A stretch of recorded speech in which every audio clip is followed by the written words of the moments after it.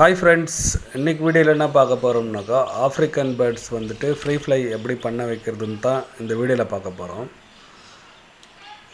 இந்த வீடியோ பிடிச்சிருந்தா ஒரு லைக் பண்ணுங்கள், ஷேர் பண்ணுங்கள், மறக்காமல் சப்ஸ்கிரைப் பண்ணுங்கள்.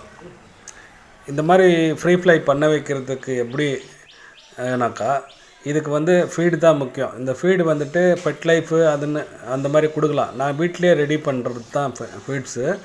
இதுக்கு என்னென்ன போடுறதுன்றது அடுத்த வீடியோவில் சொல்கிறேன். இப்போதுக்கு வந்துட்டு இந்த ஃபீடு காமிச்சாக்கா எப்படி வரப்போகுதுன்றது தான் இந்த வீடியோவில் பார்க்க போகிறோம்.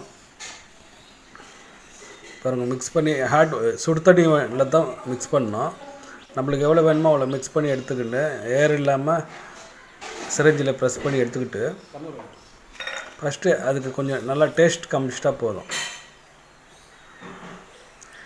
இந்த மாதிரி டேஸ்ட் காமிச்சிட்டு விட்டோம்னாக்கா நம்ம திருப்பி நம்மக்கிட்டே ஃப்ளை ஆகி வரும். அதே மாதிரி ஃபீடு எப்போவுமே வந்துட்டு நம்ம கை மேலே தான் கொடுக்கணும்.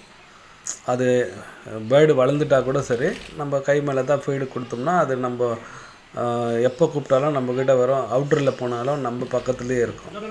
இப்போத்துக்கு நம்ம ட்ரைனிங் வீட்டில் நம்மக்கிட்டே இருக்கிற மாதிரி ட்ரைனிங் பண்ணிக்கலாம். அப்புறம் வெளியில் போயிட்டு எப்படி வர்றதுன்னு சொல்லிட்டு ட்ரைனிங் எடுக்கிறது அடுத்தடுத்த வீடியோவில் பார்க்கலாம். இப்போ வீட்டிலே வர்றது எப்படி பாருங்கள், வந்துட்டுருக்குது.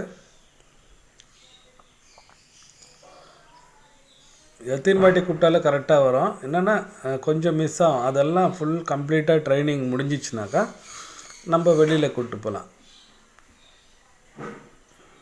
சூப்பராக வரும் பாருங்கள் ஃப்ரெண்ட்ஸ். இந்த வீடியோ பிடிச்சிருந்தா ஒரு லைக் பண்ணுங்கள், ஷேர் பண்ணுங்கள், மறக்காமல் சப்ஸ்கிரைப் பண்ணுங்கள்.